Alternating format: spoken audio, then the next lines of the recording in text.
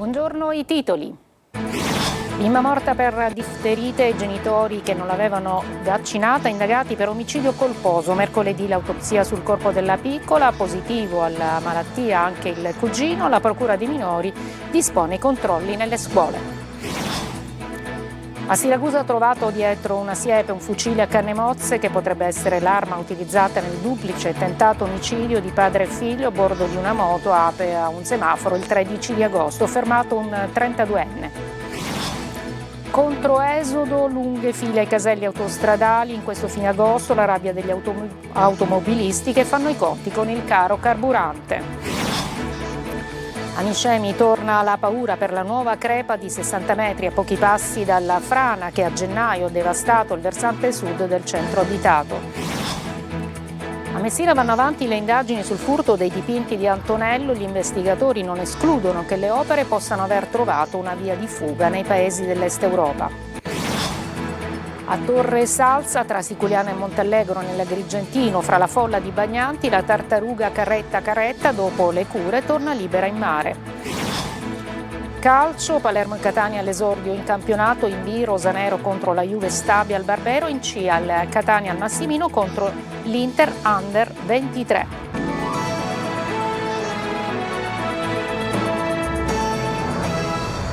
Buona domenica, benvenute e benvenuti. E dunque in primo piano ancora il caso della bambina di 4 anni morta per difterite a Palermo, perché ora sono indagati per omicidio colposo i genitori che non l'avevano vaccinata. E mercoledì ci sarà anche l'autopsia sul corpo appunto della piccola, positivo alla malattia anche il cugino che è ricoverato ma non è in gravi condizioni perché era stato vaccinato. E intanto la procura per i minori di Palermo dispone i controlli nelle scuole. Sentiamo Orazio Longo. I giudici hanno sentito i medici e la pediatra che ha visitato la bambina nei giorni precedenti al primo ricovero. Quest'ultima ha riferito della difficoltà di immunizzare i piccoli del quartiere, tanto che nel provvedimento si legge che allo Zen vi è una credenza popolare secondo cui i bambini a seguito delle vaccinazioni diventano autistici. La procura per i minorenni di Palermo ha così aperto un fascicolo per valutare la responsabilità dei genitori della bambina di 4 anni e mezzo morta giovedì scorso per difterite. L'ipotesi è che proprio la mancata vaccinazione, che da anni è obbligatoria, ne avrebbe determinato la morte. Da qui la contestazione di omicidio colposo per omissione. Gli inquirenti hanno anche disposto una verifica urgentissima sulle scuole materne ed elementari della zona nord di Palermo per accertare se a scuola sono presenti ragazzini non vaccinati. Intanto anche il cugino della bimba morta ricoverato all'ospedale dei bambini è risultato positivo alla difterite. Sta migliorando, dice il direttore sanitario dell'azienda ospedaliera Arnas Civico. Lo teniamo in osservazione e in isolamento ed è caccia al possibile paziente zero per capire da dove possa essere partito il contagio che ha portato alla morte della bambina. L'ASPA ha avviato un'indagine epidemiologica per ricostruire passo dopo passo la rete dei contatti della piccola. Sono già stati effettuati tamponi su gran parte del nucleo familiare, mentre nei centri vaccinali è scattata la corsa alla prevenzione. A Pallavicino, nel territorio di riferimento del quartiere San Filippo Neri e dello Zen, l'afflusso è stato tale da rendere necessario il potenziamento della presenza dei medici. In via Giorgio Arcoleo invece le scorte del vaccino esavalente si sono rapidamente ridotte, tanto da rendere necessario il ricorso alle riserve. Per chi è stato eventualmente esposto sono previste diverse misure: controllo dello stato vaccinale, tamponi e, se necessario, chemioprofilassi con antibiotici. Ma sul rischio di un'epidemia gli esperti invitano alla cautela. Antonio Cascio, direttore dell'unità di malattie infettive del Policlinico di Palermo, parla di un mero focolaio epidemico e sottolinea il rischio di una diffusione minimo al momento.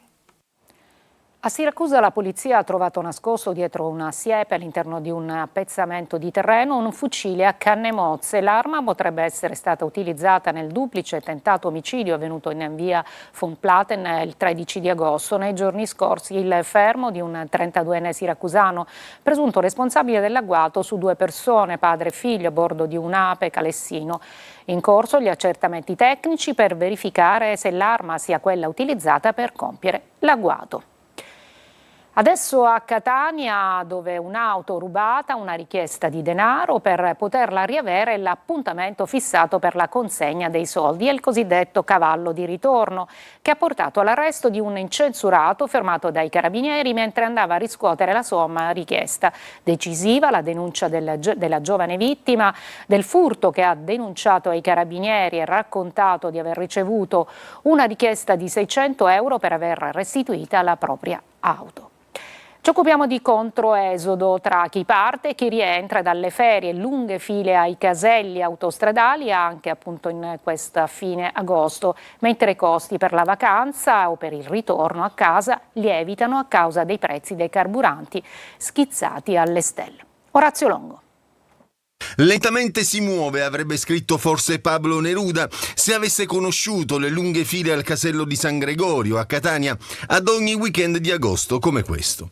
O forse avrebbe lasciato il suo Lentamente muore per raccontare la speranza che svanisce, metro dopo metro, di raggiungere in un tempo non da era geologica la destinazione marittima o di villeggiatura che sia. Tra chi parte anche solo per un giorno e chi rientra dalle ferie, il punto di incrocio è sempre quello, il casello autostradale. File lunghe anche 4 chilometri in direzione Messina per la A18, queste le immagini. E dove non c'è il casello ci sono i lavori in corso, come nella Palermo-Catania, che continua ad esasperare l'animo degli automobilisti che non ricordano più il giorno e l'anno in cui l'hanno percorsa senza interruzioni.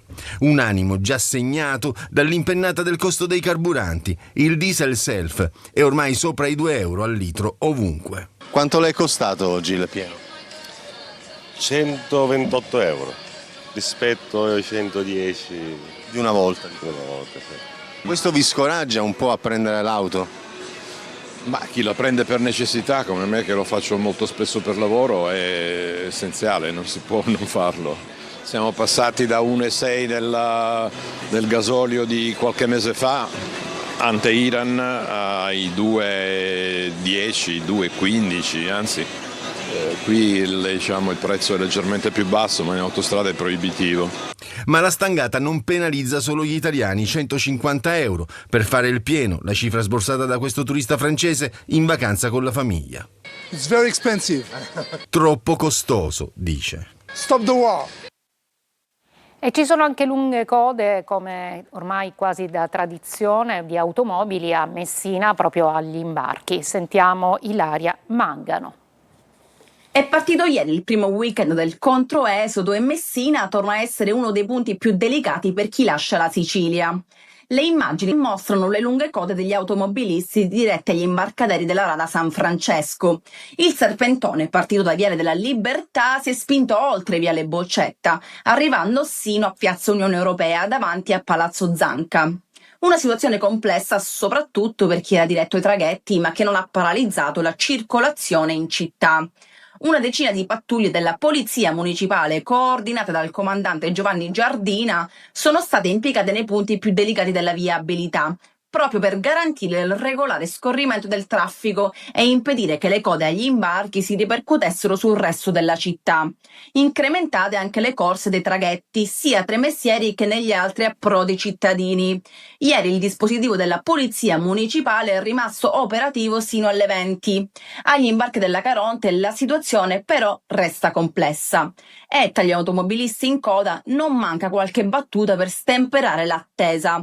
Un turista romano in partenza scherza sul ponte sullo stretto. Tanto Salvini lo farà, ha detto. Una battuta che, tra le code del controesodo, riporta inevitabilmente al centro uno dei temi più discussi quando si parla dello stretto. A Catania, fermato dai falchi della polizia per un controllo, tira fuori una pistola clandestina rubata. Arrestato, disarmato il 26enne catanese che nel borsello aveva anche cocaina e marijuana. Andiamo a Niscemi, dove una nuova crepa lunga oltre 60 metri si apre a pochi passi dalla frana che lo scorso inverno ha devastato il versante sud del centro abitato. GR Italia. A Niscemi la terra torna a muoversi, una fessurazione lunga più di 60 metri è comparsa tra il 17 e il 18 agosto alle spalle del plesso San Giuseppe all'interno della zona rossa istituita dopo la grande frana dello scorso inverno. La spaccatura si trova a circa 10 metri dal coronamento del fronte e corre in direzione del centro abitato. Il sindaco, Massimiliano Conti, parla di un possibile arretramento del fronte, ma per capire cosa stia realmente accadendo serviranno gli accertamenti dei tecnici già impegnati nei sopralluoghi. L'area è interdetta e non risultano al momento nuove evacuazioni. Il fenomeno viene monitorato insieme alla protezione civile regionale e nazionale. A preoccupare è soprattutto la posizione della nuova lesione, proprio alle spalle di uno dei plessi scolastici rimasti chiusi dopo la frana di gennaio. Il precedente è ancora vivo. Il 25 gennaio scorso il versante meridionale di Niscemi cedette per chilometri, provocando crolli, danni a strade e infrastrutture e l'evacuazione di circa 1500 persone. Il terreno lungo il fronte arrivò ad abbassarsi di decine di metri. Ora quella ferita torna a dare segnali. I tecnici dovranno stabilire profondità e natura della fessurazione e soprattutto se sia collegata al movimento principale. Il sindaco intanto invita alla prudenza, ma ammette: la frana non va in ferie e nemmeno noi. E mentre sui social cresce la paura con cittadini che parlano di una nuova voragine, a Niscemi il monitoraggio continua, perché il dato più importante questa volta sarà capire non soltanto quanto è lunga la nuova crepa, ma se il fronte possa arretrare ancora. Ci occupiamo delle indagini sul furto dei dipinti di Antonello dal Museo di Messina. Gli investigatori non escludono che le opere possano aver trovato una via di fuga nei paesi dell'Est Europa. Luca Ciliberti. E se le opere di Antonello trafugate al Museo regionale di Messina avessero già preso il largo? Questa è una delle ipotesi che in queste ore sta prendendo corpo. Nei giorni scorsi sono stati controllati a tappeto porti e porticcioli. La collocazione del museo rende l'approdo via mare come uno dei più comodi e facili da raggiungere. Nelle stesse ore si stanno controllando anche tutti i filmati delle telecamere di videosorveglianza, anche quelli privati, che potrebbero essere utili alle indagini. La pista privilegiata d'approdo delle tavole rubate potrebbe essere quella dei paesi dell'est, facilmente raggiungibili dalle coste siciliane e meno stringenti nei controlli. Un mercato nero già utilizzato in passato dai trafficanti di opere d'arte. Si stanno ricostruendo percorsi, mezzi, presenze anomale nei giorni precedenti e nei momenti immediatamente successivi al colpo. Al vaglio ci sono anche le celle telefoniche per individuare eventuali utenze comparse nell'area soltanto nelle ore decisive. È chiaro che se le opere dovessero aver già raggiunto i paesi all'estero, l'individuazione e il recupero diventerebbe sempre più complicato. Le indagini proseguono anche per capire la dinamica del furto, il perché i ladri abbiano abbandonato sul marciapiede 2 delle 6 tavole rubate e soprattutto se il furto sia stato agevolato da qualche complice all'interno del museo. La procura di Messina non sta tralasciando alcun dettaglio. Singolare protesta dei pescatori di Marinella di Selinunte nel Trapanese, niente processione a mare della Madonna Sagra e della Sagra delle Sarde. La Posidonia blocca le imbarcazioni e i pescatori incrociano le braccia rifiutando di mettere a disposizione le loro imbarcazioni. Laura Spanò. Niente processione a mare della Madonna Marinella di Selinunte a Castelvetrano, che come tradizione avviene la terza domenica di agosto. Il porto intasato di Posidonia da mesi ha costretto infatti marinai esasperati per le continue promesse mancate a trasferire a Portopalo di Menfi le proprie imbarcazioni e ora, in segno di protesta, hanno deciso di non collaborare per la processione a mare del simulacro del Sacro Cuore di Maria, e stessa scelta è stata fatta dall'associazione Pammilo, che non organizzerà la rituale Sagra delle Sarde. È la protesta della comunità dei pescatori selinuntini, lasciata sola a combattere per un porto che rappresenta il cuore pulsante dell'economia e dell'identità locale. Quando chi lavora sul mare decide di restare a braccia conserte e annullare la Sagra delle Sarde, i giochi tradizionali e i festeggiamenti di fine estate, dicono: non siamo di fronte a una resa tecnica, ma a un vero e proprio sciopero civile. In questa vicenda emergono responsabilità politiche chiare ed evidenze inaccettabili, raccontano. Il comune di Castelvetrano ha dimostrato una totale incapacità di proteggere e valorizzare il proprio territorio, mentre altre realtà vicine come Menfi, dicono ancora i pescatori, hanno saputo interloquire con la regione siciliana e trovare soluzioni concrete per i propri approdi. L'amministrazione di Castelvetrano è rimasta a guardare, incapace di alzare la voce nei palazzi che contano. Breve pausa e poi la politica siciliana che non si ferma in vista delle prossime elezioni regionali.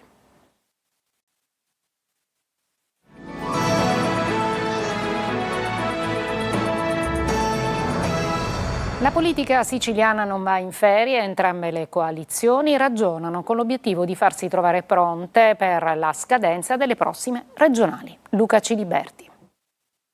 La stoccata alle velleità di candidatura per un secondo mandato al presidente della regione Renato Schifani arriva in un assolato e caldo pomeriggio d'agosto da parte proprio di un ex presidente della regione che chiedeva il secondo mandato e che, a causa della litigiosità degli alleati, non ha avuto la sua seconda chance. Invocare la regola che l'uscente venga ricandidato è soltanto una bestemmia. Questa regola è stata cancellata da Forza Italia e dalla Lega. Ed è stata cancellata nel 2022. Le parole di Nello Musumeci sono le parole di Fratelli d'Italia e non potrebbe essere altrimenti visto il peso del ministro. Così nel centrodestra è partita la caccia al candidato, ma la sensazione è che il nome giusto ancora non sia venuto fuori. Discorso a parte invece per il campo largo. La Vardera e Cateno De Luca stringono all'angolo i partiti di centrosinistra. Secondo un recente sondaggio commissionato dalla ex Iena, Controcorrente oggi in Sicilia sarebbe la prima forza politica al 19,8%, superando persino Fratelli d'Italia, il partito della Premier Meloni. Numeri da prendere con le pinze, ma la notorietà di La Vardera cresce ogni giorno. E poi c'è il sindaco di Taormina, già sindaco di Messina, che vuole diventare il sindaco di Sicilia. Cateno De Luca infatti non fa mistero di voler andare avanti, pronto a confrontarsi sui programmi e, se è il caso, anche partecipando alle primarie di coalizione, rifuggendo però da logiche di caminetti autoreferenziali. Perché, va ribadendo, da Campo Largo a Camposanto è un attimo. Politica d'agosto, certamente, ma con l'ipotesi ancora lontana di elezioni regionali ad aprile 2027, meglio farsi trovare preparati. Torna libera in mare una tartaruga caretta caretta dopo le cure a Torre Salsa tra Siculiana e Montallegro nell'Agrigentino, la liberazione davanti agli occhi emozionati di decine di persone, un momento speciale per celebrare la tutela di una delle specie simbolo del Mediterraneo. Davide Sardo. Torna al mare tra gli applausi e l'emozione della gente. È il momento della libertà per una tartaruga caretta caretta, curata e finalmente pronta a riprendere il largo. A Torre Salsa, nella riserva naturale orientata tra Siculiana e Montallegro, nell'Agrigentino, la spiaggia di Funciteggia si trasforma per qualche minuto in un luogo speciale. Decine di persone assistono alla liberazione. La tartaruga viene accompagnata sulla battigia e, dopo qualche istante, raggiunge il mare. Tutto questo lo facciamo nell'ambito del progetto Tartarughe che negli ultimi anni ha messo in moto un LIFE, che è il LIFE ADAPT, che lavora tendenzialmente su due specie particolarmente protette, che sono la caretta caretta e la foca monaca. Un gesto che racconta l'importanza della tutela e della salvaguardia di una specie simbolo del Mediterraneo. E proprio qui, nella riserva gestita dal WWF, la protezione dell'ambiente passa anche dalla sensibilizzazione di cittadini e turisti. Per la gente, per chi piace il mare, piace la spiaggia, un momento in cui devono apprezzare che cosa significa un animale selvatico che per 4-8 ore al giorno viene in terra per nidificare, porre l'uovo e poi rientrare. E quanti pericoli soprattutto affronta per fare questa operazione di nidificazione. Poi solo le onde e le sue tracce sulla sabbia. La caretta caretta è di nuovo libera, un ritorno alla natura che a Torre Salsa diventa una festa per tutti. Breve pausa alla pagina dello sport, il calcio con Palermo e Catania all'esordio oggi in campionato.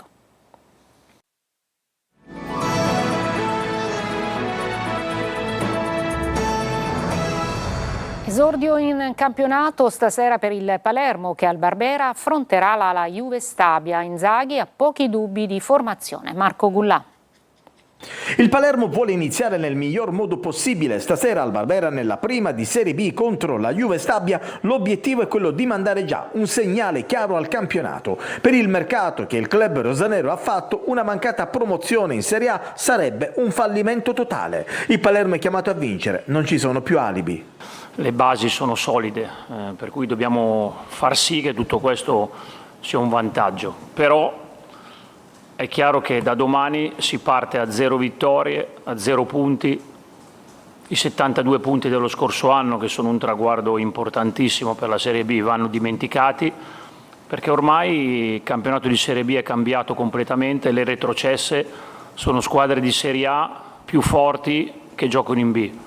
Stasera contro i campani Inzaghi chiede una prestazione gagliarda, in avanti poi Giampaolo supportato da Vavassori, Hernani e Jonsen. Panchina al momento per Strefezza, squalificati Pierozzi e Palumbo. Bani ci sarà, a centrocampo ballottaggio Segre e Stevez.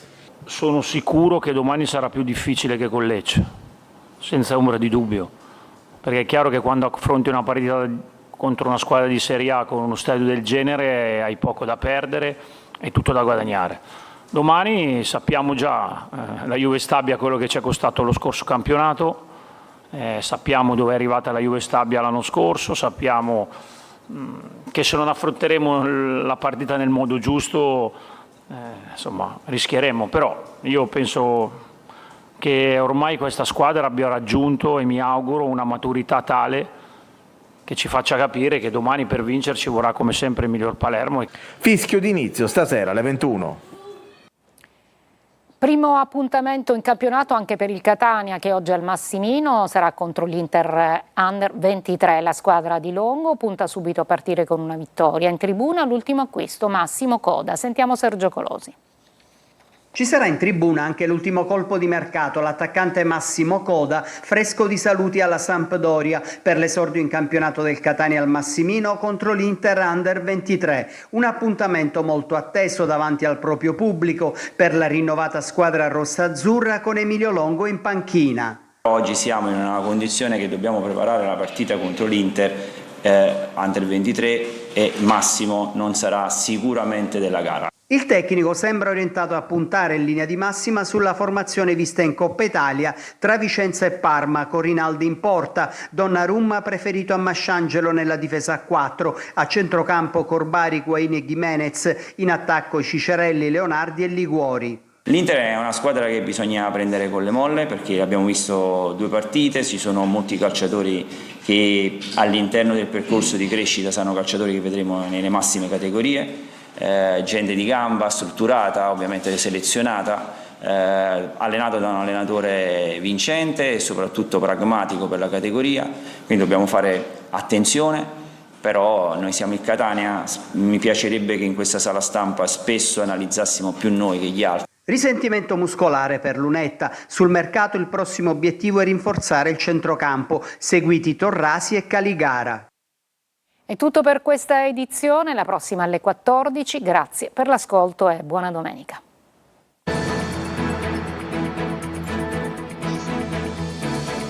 Entra nel mondo dell'informazione con l'app Sicilia Web. Resta sempre aggiornato con le news e le live in diretta.